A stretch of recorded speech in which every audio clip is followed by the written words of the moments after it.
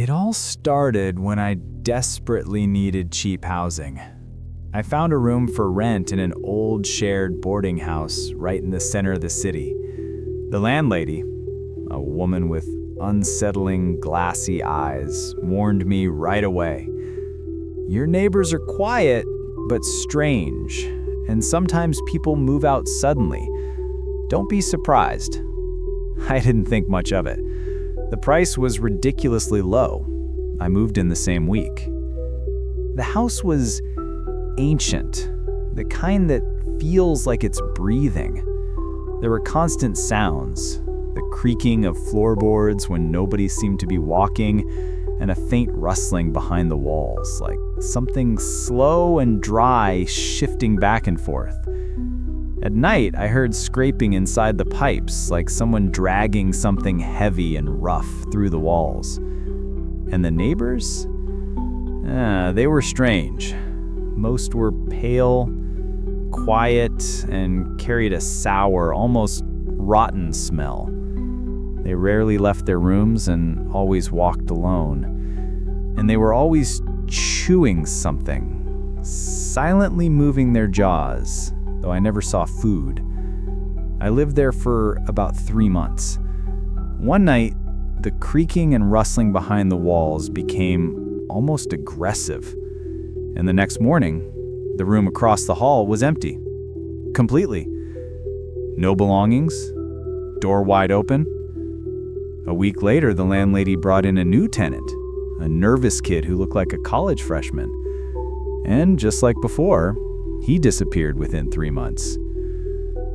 I told myself he probably found a better place. I couldn't afford to move, so I stayed. But the sounds in the walls, they weren't random. It was deliberate movement, methodical, and persistent. Like something large and dry was crawling slowly behind the drywall. Everything changed one night when I woke up to a short, muffled scream from the room above mine. Curiosity beat fear. The next day, while everyone hid in their rooms as usual, I slipped upstairs and checked the attic. The door was boarded shut, but one plank was loose. I reached in, found the latch, and nudged the door open. A wave of smell hit me immediately. Sweet, rotten, with a chemical undertone like old formaldehyde. And in the dim, dusty light filtering through the attic window, I saw everything. The room wasn't empty. Ropes hung from the ceiling, and on those ropes swung dried, shriveled bodies, stripped of their skin with surgeon-like precision, dark red muscles and tendons exposed, swaying gently in the draft, making the exact same creaking sound I'd heard for months.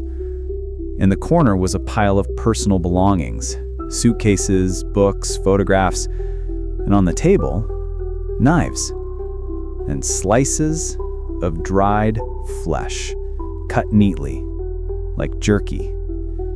The puzzle snapped together instantly. Those silent chewing motions of the neighbors, their pale, sickly skin, the smell. They weren't chewing gum. They were eating this. They survived on the previous tenants. And the skin. They used it, either to repair their own rotting patches or to replace them completely. I suddenly remembered the woman from the second floor who just yesterday had a new, pink, unnaturally smooth patch of skin on her neck. I froze, unable to move. I understood now. This wasn't just murder. This was a cycle, a system, a routine.